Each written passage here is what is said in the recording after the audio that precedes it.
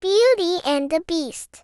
Once upon a time, in a very far-off country, there lived a merchant who had been so fortunate in all his undertakings that he was enormously rich.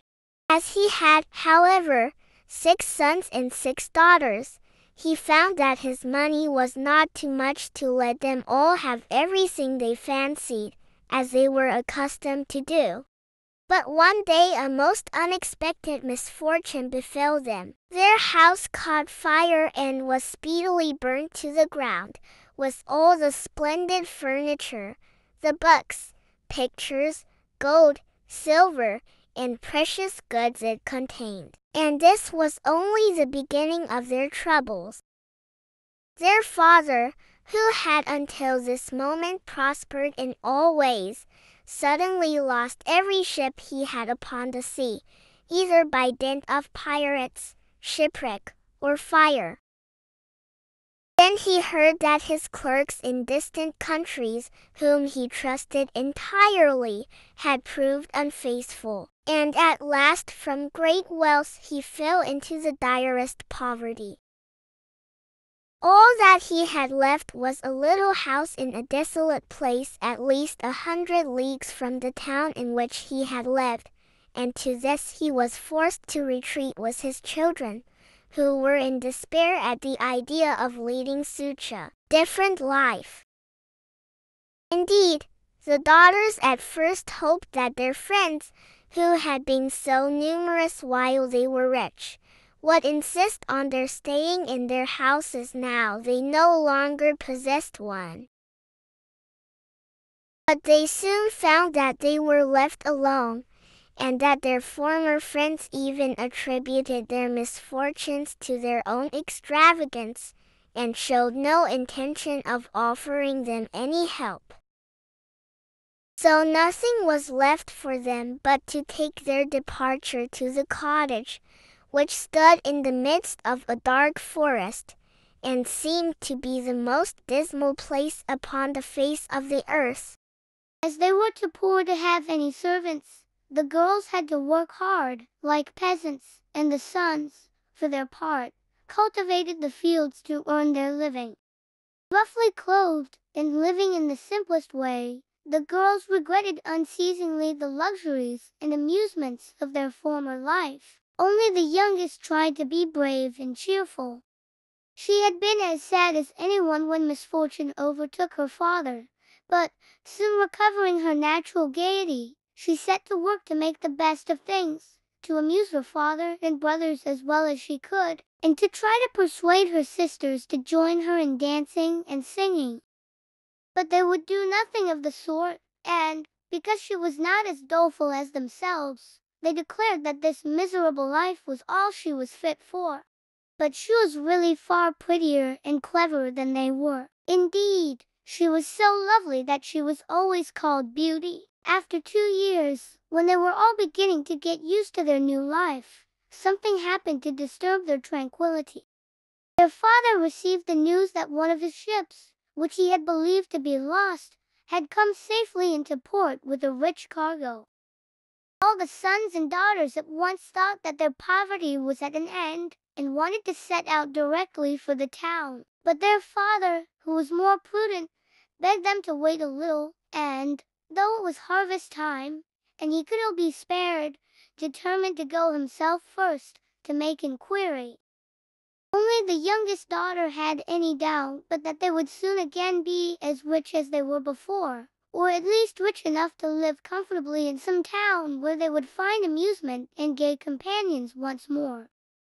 So they all loaded their father with commissions for jewels and dresses which it would have taken a fortune to buy. Only Beauty, feeling sure that it was of no use, did not ask for anything. Her father, noticing her silence, said, "And what shall I bring for you, Beauty?" "The only thing I wish for is to see you come home safely," she answered. This only vexed her sisters, who fancied she was blaming them for having asked for such costly things. Her father, however, was pleased, but as he thought that at her age she certainly ought to like pretty presents, he told her to choose something. "Well, dear father," she said, As you insist upon it, I beg that you will bring me a rose. I have not seen one since we came here, and I love them so much."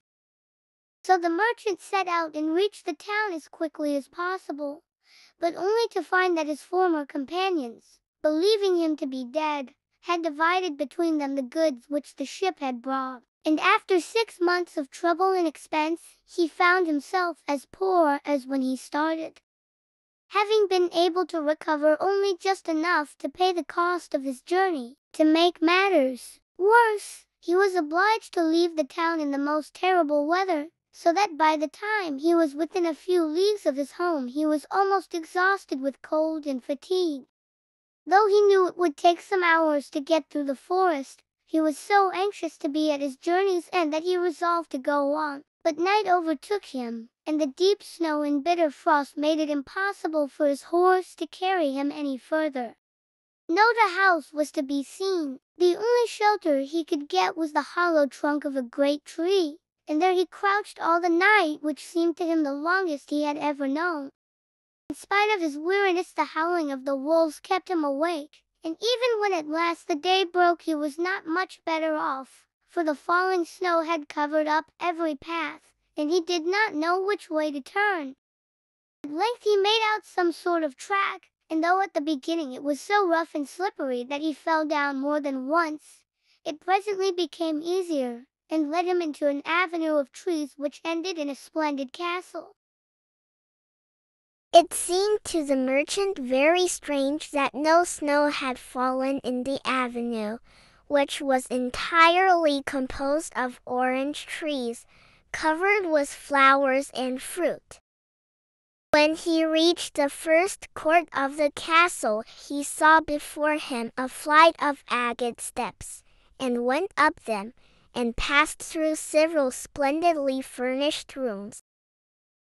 The pleasant warmth of the air revived him, and he felt very hungry. But there seemed to be nobody in all this vast and splendid palace whom he could ask to give him something to eat. Deep silence reigned everywhere, and at last, tired of roaming through empty rooms and galleries, he stopped in a room smaller than the rest, where a clear fire was burning and a couch was drawn up closely to it.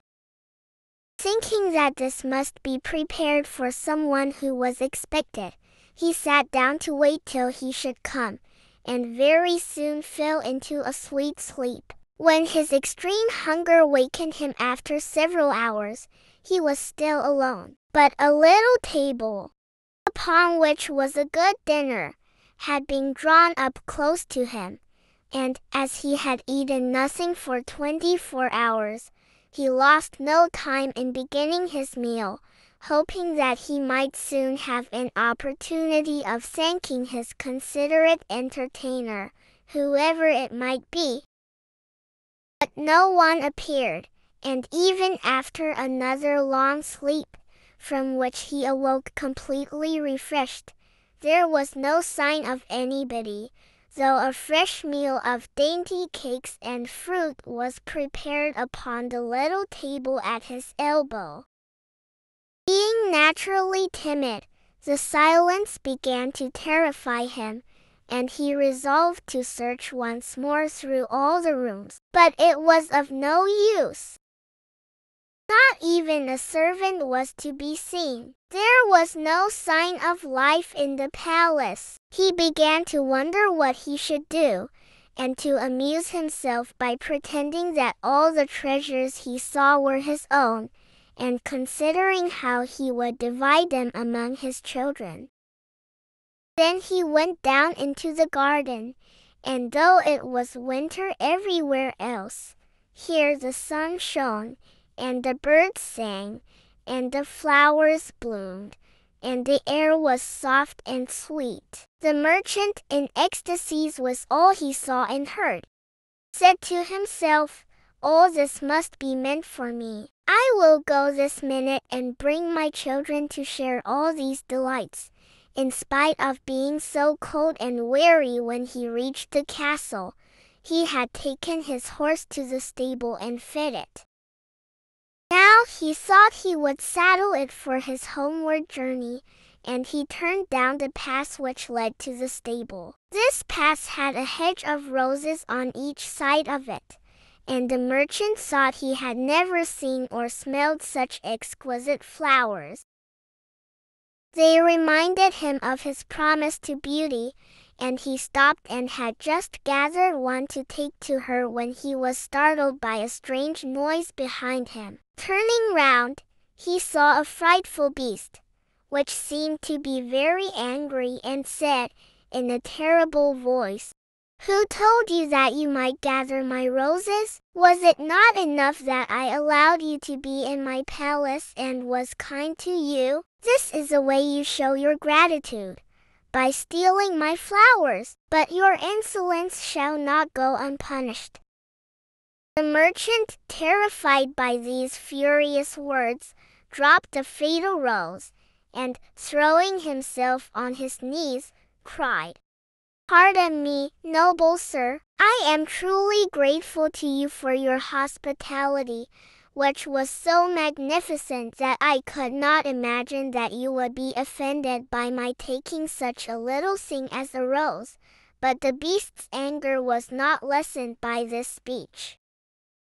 "You are very ready with excuses and flattery," he cried, "but that will not save you from the death you deserve." "Alas," thought the merchant, "if my daughter could only know what danger her rose has brought me into." And in despair he began to tell the beast all his misfortunes and the reason of his journey, not forgetting to mention Beauty's request. "A king's ransom would hardly have procured all that my other daughters asked," he said, "but I thought that I might at least take Beauty her rose. I beg you to forgive me, for you see I meant no harm." The beast considered for a moment, and then he said, in a less furious tone, "I will forgive you on one condition, that is, that you will give me one of your daughters." "Ah," cried the merchant, "if I were cruel enough to buy my own life at the expense of one of my children's, what excuse could I invent to bring her here?" "No excuse would be necessary," answered the beast. "If she comes at all, she must come willingly. On no other condition will I have her. See if any one of them is courageous enough, and loves you well enough to come and save your life. You seem to be an honest man, and so I will trust you to go home.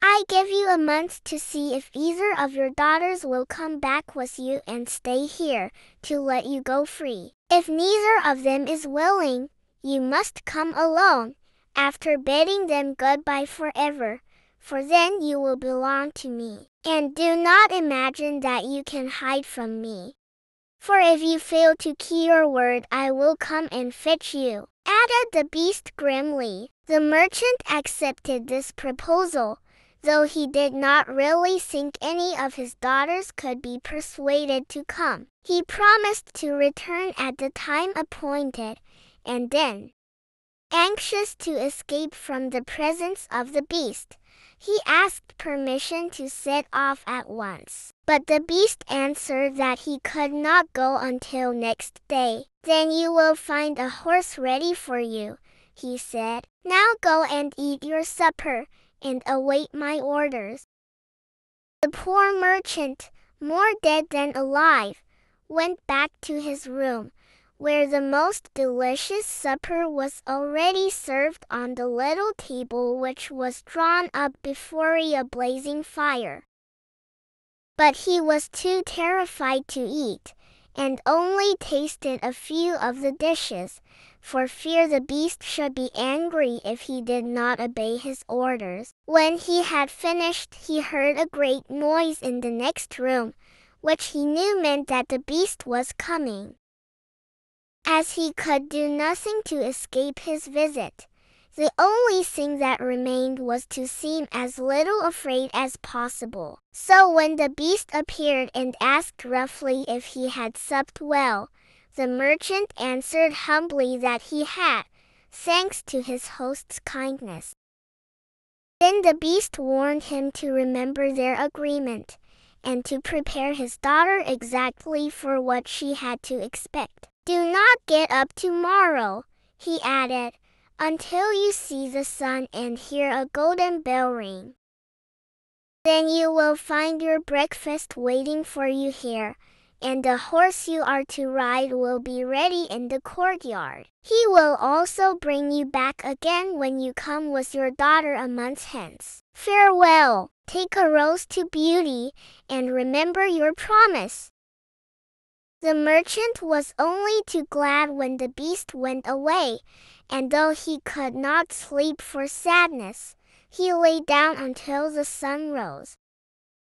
Then, after a hasty breakfast, he went to gather Beauty's rose, and mounted his horse, which carried him off so swiftly that in an instant he had lost sight of the palace, and he was still wrapped in gloomy thoughts when it stopped before the door of the cottage.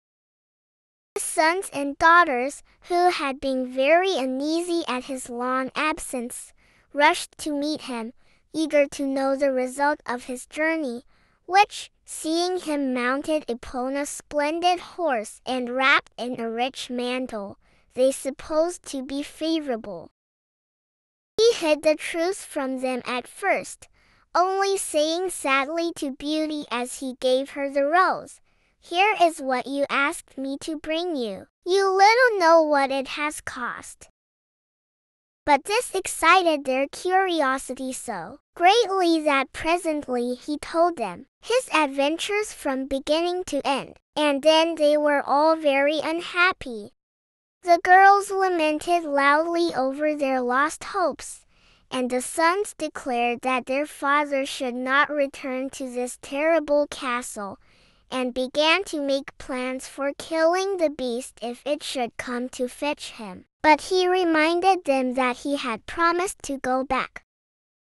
Then the girls were very angry with Beauty, and said it was all her fault, and that if she had asked for something sensible this would never have happened, and complained bitterly that they should have to suffer for her folly. Poor Beauty, much distressed, said to them, "I have, indeed, caused this misfortune, but I assure you I did it innocently. Who could have guessed that to ask for a rose in the middle of summer would cause so much misery? But as I did the mischief, it is only just that I should suffer for it. I will therefore go back with my father to keep his promise." At first nobody would hear of this arrangement, and her father and brothers, who loved her dearly, declared that nothing should make them let her go. But Beauty was firm.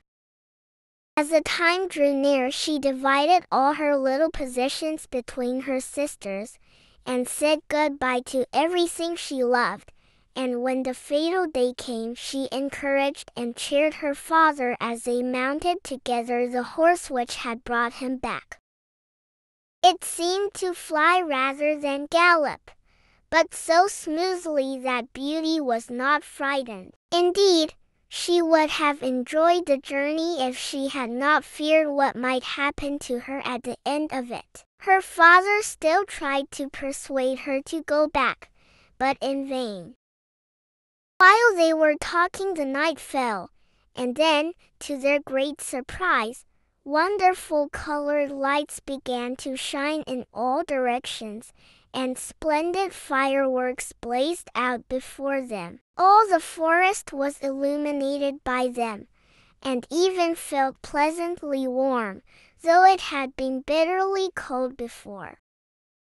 This lasted until they reached the avenue of orange trees, where were statues holding flaming torches, and when they got nearer to the palace they saw that it was illuminated from the roof to the ground, and music sounded softly from the courtyard. "The beast must be very hungry," said Beauty, trying to laugh, if he makes all this rejoicing over the arrival of his prey. But, in spite of her anxiety, she could not help admiring all the wonderful things she saw. The horse stopped at the foot of the flight of steps leading to the terrace, and when they had dismounted, her father led her to the little room he had been in before, where they found a splendid fire burning, and a table daintily spread with a delicious supper. The merchant knew that this was meant for them, and Beauty, who was rather less frightened now that she had passed through so many rooms and seen nothing of the beast, was quite willing to begin, for her long ride had made her very hungry. But they had hardly finished their meal when the noise of the beast's footsteps was heard approaching, and Beauty clung to her father in terror, which became all the greater when she saw how frightened he was. But when the beast really appeared, though she trembled at the sight of him, she made a great effort to hide her terror, and saluted him respectfully. This evidently pleased the beast. After looking at her, he said, in a tone that might have struck terror into the boldest heart, though he did not seem to be angry. Beauty answered bravely that she was quite prepared to stay. "I am pleased with you," said the beast. "As you have come of your own accord, you may stay. As for you, old man," he added, turning to the merchant, "at sunrise tomorrow you will take your departure. When the bell rings, get up quickly and eat your breakfast, and you will find the same horse waiting to take you home. But remember that you must never expect to see my palace again." Then turning to Beauty, he said, "Take your father into the next room, and help him to choose everything you think your brothers and sisters would like to have. You will find 2 traveling trunks there. Fill them as full as you can. It is only just that you should send them something very precious as remembrance of yourself." Then he went away after saying, "Goodbye, Beauty. Goodbye, old man." And though Beauty was beginning to think with great dismay of her father's departure, she was afraid to disobey the beast's orders, and they went into the next room, which had shelves and cupboards all round it. They were greatly surprised at the riches it contained. There were splendid dresses fit for a queen, with all the ornaments that were to be worn with them. And when Beauty opened the cupboards, she was quite dazzled by the gorgeous jewels that lay in heaps upon every shelf. After choosing a vast quantity, which she divided between her sisters, for she had made a heap of the wonderful dresses for each of them, she opened the last chest, which was full of gold. "I think, father," she said, "that, as the gold will be more useful to you, we had better take out the other things again, and fill the trunks with it." So they did this. But the more they put in, the more room there seemed to be, and at last they put back all the jewels and dresses they had taken out. And Beauty even added as many more of the jewels as she could carry at once. And then the trunks were not too full, but they were so heavy that an elephant could not have carried them. "The beast was mocking us," cried the merchant. "He must have pretended to give us all these things, knowing that I could not carry them away." "Let us wait and see," answered Beauty. "I cannot believe that he meant to deceive us. All we can do is to fasten them up and leave them ready." So they did this and returned to the little room, where, to their astonishment, they found breakfast ready. The merchant ate his with a good appetite, as the beast's generosity made him believe that he might perhaps venture to come back soon and see Beauty. But she felt sure that her father was leaving her forever, so she was very sad when the bell rang sharply for the second time, and warned them that the time had come for them to part. They went down into the courtyard, where two horses were waiting, one loaded with the two trunks, the other for him to ride. They were pawing the ground in their impatience to start, and the merchant was forced to bid Beauty a hasty farewell. And as soon as he was mounted, he went off at such a pace that she lost sight of him in an instant. Then Beauty began to cry, and wandered sadly back to her own room. But she soon found that she was very sleepy, and as she had nothing better to do, she lay down and instantly fell asleep. And then she dreamed that she was walking by a brook bordered with trees, and lamenting her sad fate, when the young prince, handsomer than anyone she had ever seen, and with a voice that went straight to her heart, came and said to her, "Ah, Beauty, you are not so unfortunate as you suppose. Here you will be rewarded for all you have suffered elsewhere. Your every wish shall be gratified. Only try to find me out, no matter how I may be disguised, as I love you dearly, and in making me happy you will find your own happiness. Be as true-hearted as you are beautiful, and we shall have nothing left to wish for." "What can I do, Prince, to make you happy?" said Beauty. "Only be grateful," he answered, "and do not trust too much to your eyes. And above all, do not desert me until you have saved me from my cruel misery." After this, she thought she found herself in a room with a stately and beautiful lady, who said to her, "Dear Beauty, try not to regret all you have left behind you, for you are destined to a better fate. Only do not let yourself be deceived by appearances." Beauty found her dreams so interesting that she was in no hurry to awake, but presently the clock roused her by calling her name softly 12 times. And then she got up and found her dressing table set out with everything she could possibly want. And when her toilet was finished, she found dinner was waiting in the room next to hers. But dinner does not take very long when you are all by yourself, and very soon she sat down cosily in the corner of a sofa, and began to think about the charming prince she had seen in her dream. "He said I could make him happy," said Beauty to herself. "It seems, then, that this horrible beast keeps him a prisoner. How can I set him free? I wonder why they both told me not to trust to appearances. I don't understand it. But after all, it was only a dream, so why should I trouble myself about it? I had better go and find something to do to amuse myself." So she got up and began to explore some of the many rooms of the palace. The first she entered was lined with mirrors, and Beauty saw herself reflected on every side, and thought she had never seen such a charming room. Then a bracelet which was hanging from a chandelier caught her eye, and on taking it down she was greatly surprised to find that it held a portrait of her unknown admirer, just as she had seen him in her dream.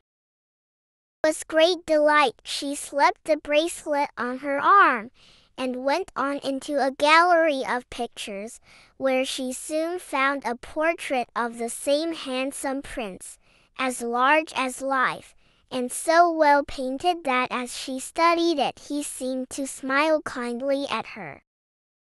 Tearing herself away from the portrait at last, she passed through into a room which contained every musical instrument under the sun, and here she amused herself for a long while in trying some of them, and singing until she was tired.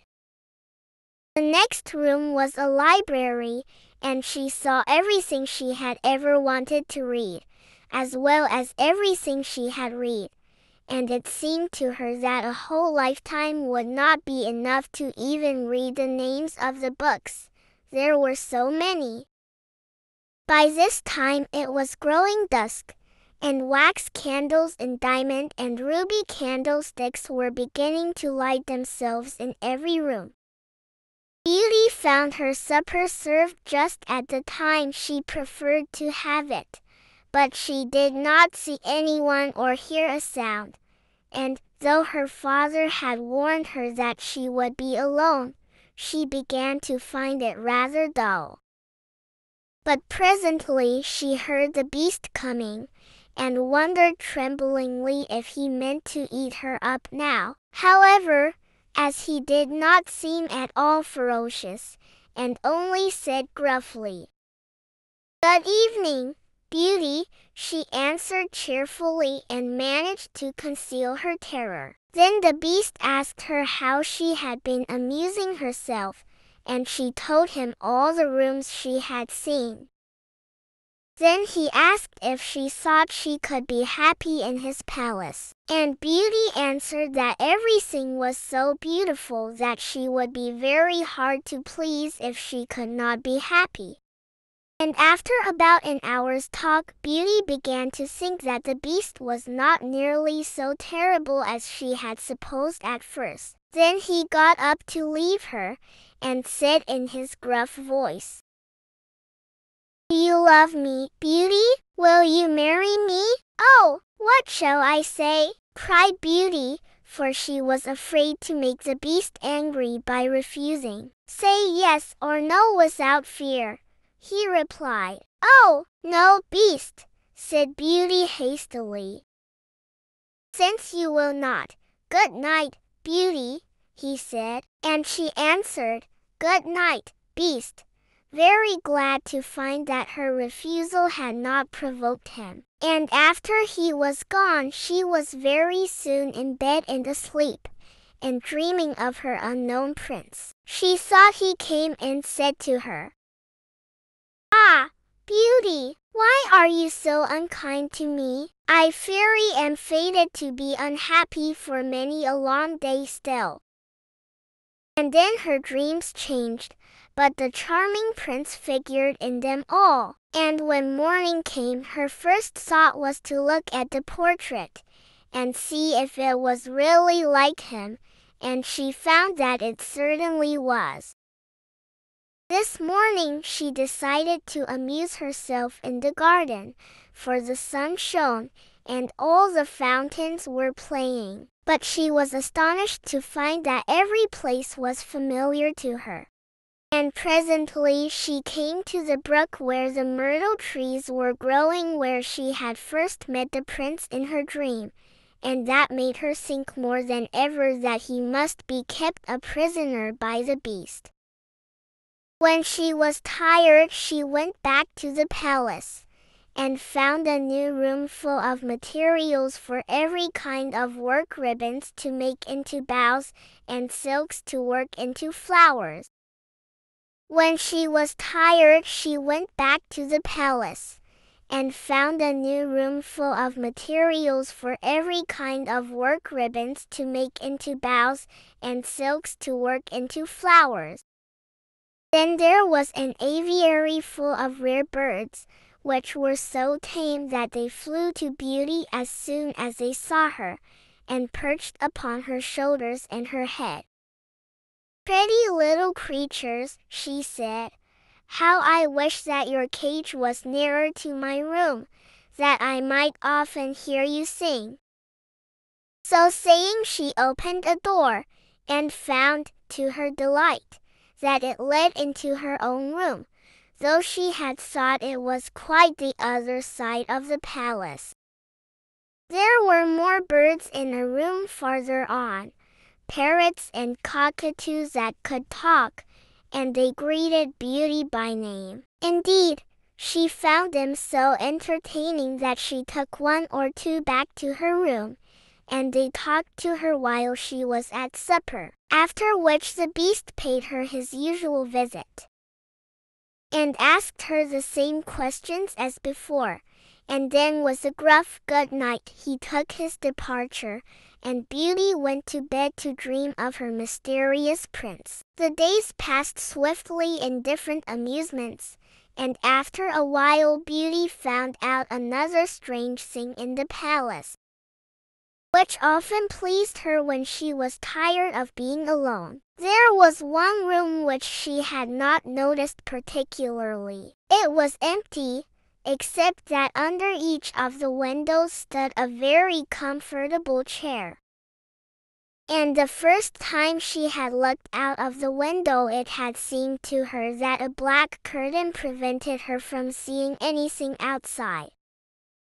But the second time she went into the room, happening to be tired, she sat down in one of the chairs, when instantly the curtain was rolled aside, and a most amusing pantomime was acted before her. There were dances, and colored lights, and music, and pretty dresses, and it was all so gay that Beauty was in ecstasies. After that she tried the other 7 windows in turn, and there was some new and surprising entertainment to be seen from each of them, so that Beauty never could feel lonely anymore.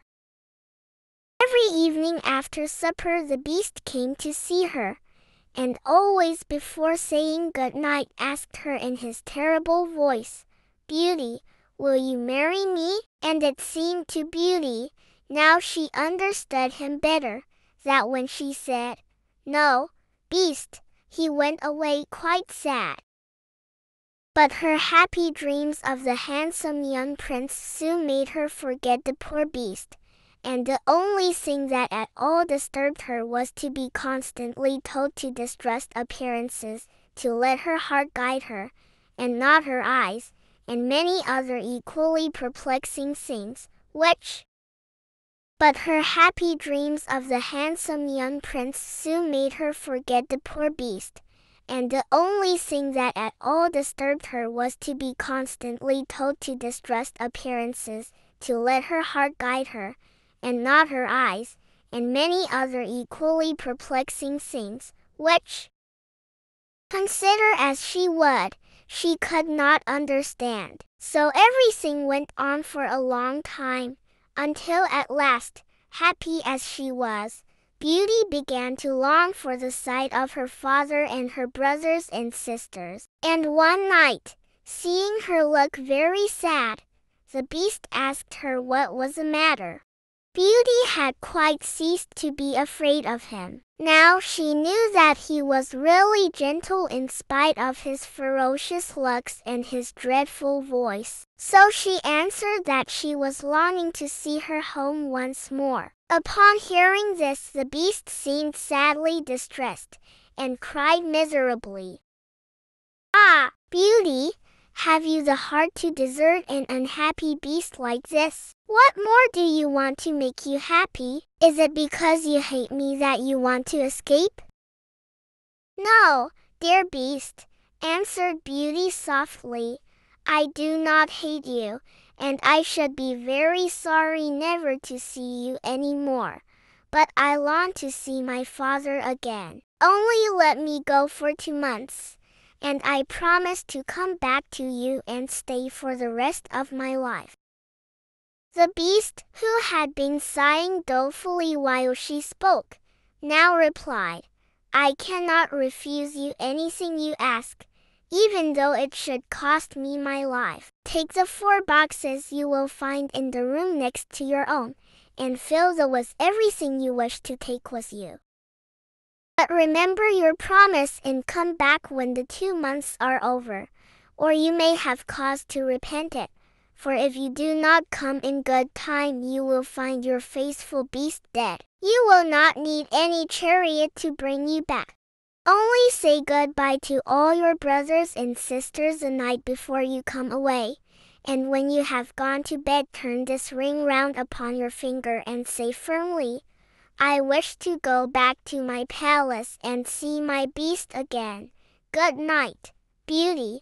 Fear nothing, sleep peacefully, and before long you shall see your father once more.'"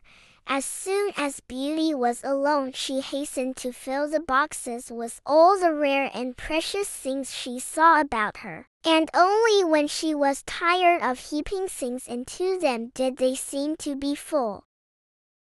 Then she went to bed, but could hardly sleep for joy. And when at last she did begin to dream of her beloved prince, she was grieved to see him stretched upon a grassy bank, sad and weary, and hardly like himself. "What is the matter?" she cried. He looked at her reproachfully and said, "How can you ask me, cruel one? Are you not leaving me to my death perhaps?" "Ah, don't be so sorrowful," cried Beauty. "I am only going to assure my father that I am safe and happy. I have promised the beast faithfully that I will come back, and he would die of grief if I did not keep my word." "What would that matter to you?" said the prince. "Surely you would not care?" "Indeed, I should be ungrateful if I did not care for such a kind beast," cried Beauty indignantly. "I would die to save him from pain. I assure you it is not his fault that he is so ugly." Just then a strange sound woke her. Someone was speaking not very far away, and opening her eyes she found herself in a room she had never seen before, which was certainly not nearly so splendid as those she was used to in the beast's palace. Where could she be? She got up and dressed hastily, and then saw that the boxes she had packed the night before were all in the room. While she was wondering by what magic the beast had transported them and herself to this strange place, she suddenly heard her father's voice, and rushed out and greeted him joyfully. Her brothers and sisters were all astonished at her appearance, as they had never expected to see her again, and there was no end to the questions they asked her. She had also much to hear about what had happened to them while she was away, and of her father's journey home. But when they heard that she had only come to be with them for a short time, and then must go back to the beast's palace forever, they lamented loudly. Then Beauty asked her father what he thought could be the meaning of her strange dreams, and why the prince constantly begged her not to trust to appearances. After much consideration, he answered, "You tell me yourself that the beast, frightful as he is, loves you dearly, and deserves your love and gratitude for his gentleness and kindness. I think the prince must mean you to understand that you ought to reward him by doing as he wishes you to, in spite of his ugliness." Beauty could not help seeing that this seemed very probable. Still, when she thought of her dear prince who was so handsome, she did not feel at all inclined to marry the beast. At any rate, for 2 months she need not decide, but could enjoy herself with her sisters. But though they were rich now, and lived in town again, and had plenty of acquaintances, Beauty found that nothing amused her very much, and she often thought of the palace, where she was so happy, especially as at home she never once dreamed of her dear prince. And she felt quite sad without him. Then her sisters seemed to have got quite used to being without her, and even found her rather in the way, so she would not have been sorry when the 2 months were over but for her father and brothers, who begged her to stay, and seemed so grieved at the thought of her departure that she had not the courage to say good-bye to them. Every day when she got up, she meant to say it at night, and when night came she put it off again, until at last she had a dismal dream which helped her to make up her mind.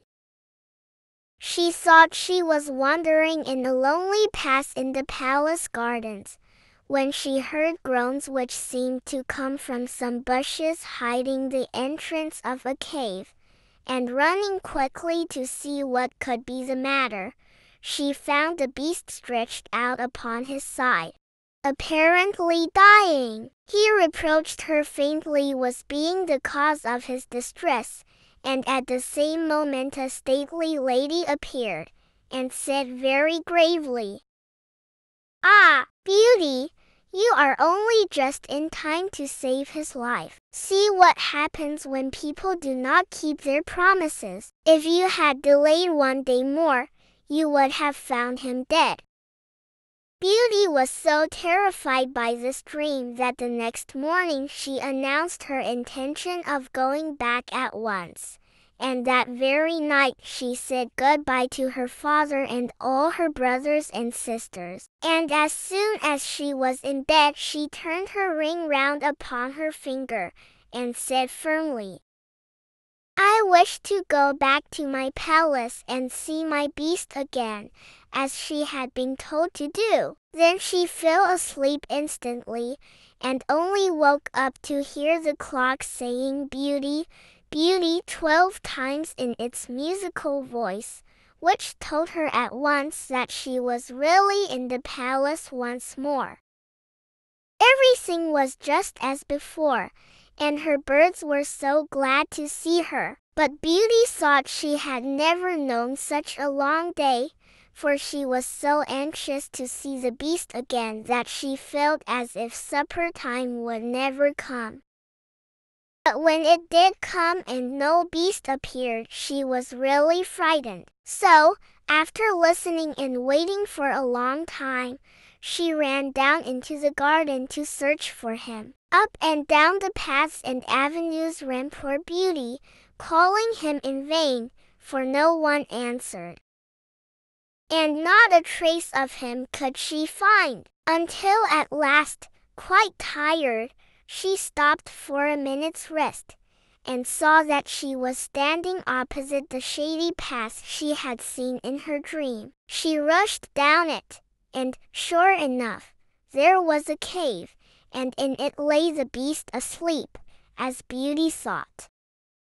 Quite glad to have found him, she ran up and stroked his head, but, to her horror, he did not move or open his eyes. "Oh, he is dead, and it is all my fault," said Beauty, crying bitterly. But then, looking at him again, she fancied he still breathed, and, hastily fetching some water from the nearest fountain, she sprinkled it over his face, and, to her great delight, he began to revive. "Oh, beast, how you frightened me!" she cried. "I never knew how much I loved you until just now, when I feared I was too late to save your life. Can you really love such an ugly creature as I am?" Said the beast faintly. "Ah, Beauty, you only came just in time. I was dying because I thought you had forgotten your promise. But go back now and rest. I shall see you again by and by." Beauty, who had half expected that he would be angry with her, was reassured by his gentle voice, and went back to the palace, where supper was awaiting her. And afterward the beast came in as usual, and talked about the time she had spent with her father, asking if she had enjoyed herself, and if they had all been very glad to see her. Beauty answered politely, and quite enjoyed telling him all that had happened to her. And when at last the time came for him to go, and he asked, as he had so often asked before, "Beauty, will you marry me?" she answered softly, "Yes, dear beast, As she spoke, a blaze of light sprang up before the windows of the palace. Fireworks crackled and guns banged, and across the avenue of orange trees, in letters all made of fire if allies, was written, "Long live the prince and his bride." Turning to ask the Beast what it could all mean, Beauty found that he had disappeared, and in his place stood her long-loved prince. At the same moment the wheels of a chariot were heard upon the terrace, and two ladies entered the room. One of them Beauty recognized as a stately lady she had seen in her dreams. The other was also so grand and queenly that Beauty hardly knew which to greet first. But the one she already knew said to her companion, "Well, Queen, this is Beauty, who has had the courage to rescue your son from the terrible enchantment. They love one another, and only your consent to their marriage is wanting to make them perfectly happy." "I consent with all my heart," cried the Queen. "How can I ever thank you enough, charming girl, for having restored my dear son to his natural form?" And then she tenderly embraced Beauty and the prince, who had meanwhile been greeting the fairy and receiving her congratulations. "Now," said the fairy to Beauty, "I suppose you would like me to send for all your brothers and sisters to dance at your wedding?" And so she did, and the marriage was celebrated the very next day with the utmost splendor, and Beauty and the prince lived happily ever after.